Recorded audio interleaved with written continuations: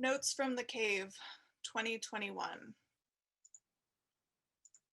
The epigraph is, "In the womb we are blind cave fish." Jim Morrison.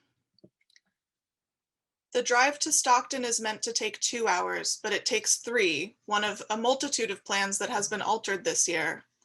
My dad comes with me in case I'm not feeling well after the injection. We split the drive. The way there, my hands stay resolutely on the steering wheel, continuously checking the clock and recalculating whether we'll make it on time or if this long drive is for nothing. This extra effort is all for her. She lives in my body, she takes my sugar, my breath, my energy, and now she'll share my antibodies. A little fish swimming in my belly, my uterus is her ocean. Distant voices, the only sounds she hears besides my heartbeat. I feel her stirring after I eat or when I lie down, little reminders of our shared space.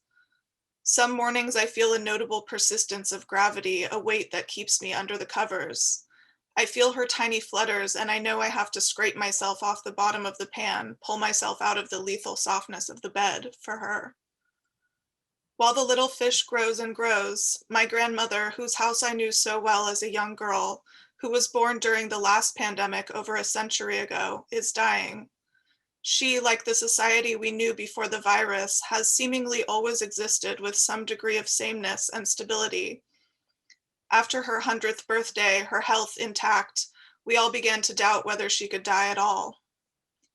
During an anxiously distanced visit on the outdoor patio of her nursing home, I referenced something down the line and she said, "I won't be here for that." And then, "No, I'll wait to meet the baby." That was weeks before the diagnosis made it clear that she most likely wouldn't meet the baby, that they would pass each other like ships separated only by weeks. If we hadn't been isolated from her for a year, maybe we would have caught it earlier, my mother thinks.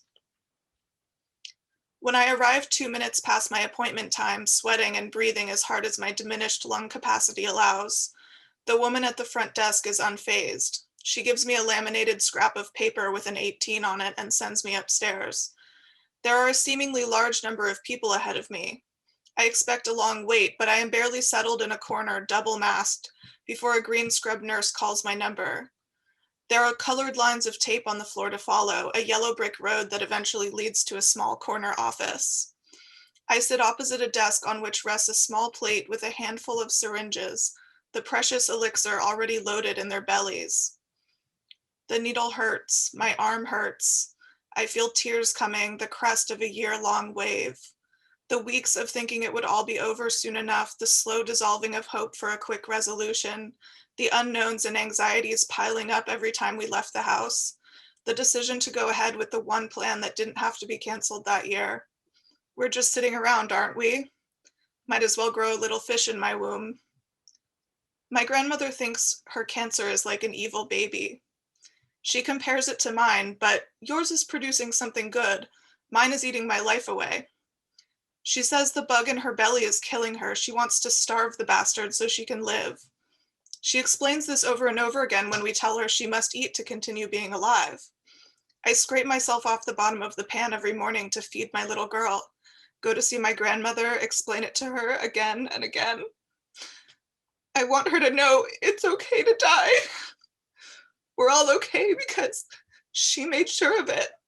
I'm okay. The baby's healthy. She will be a happy little girl with a loving family who bears my grandmother's name in the middle of hers. She will know who my grandmother was. She will hear her stories, read them in the notebooks filled with her careful handwriting. I watch the shadows on the wall every night, a version of reality with better lighting.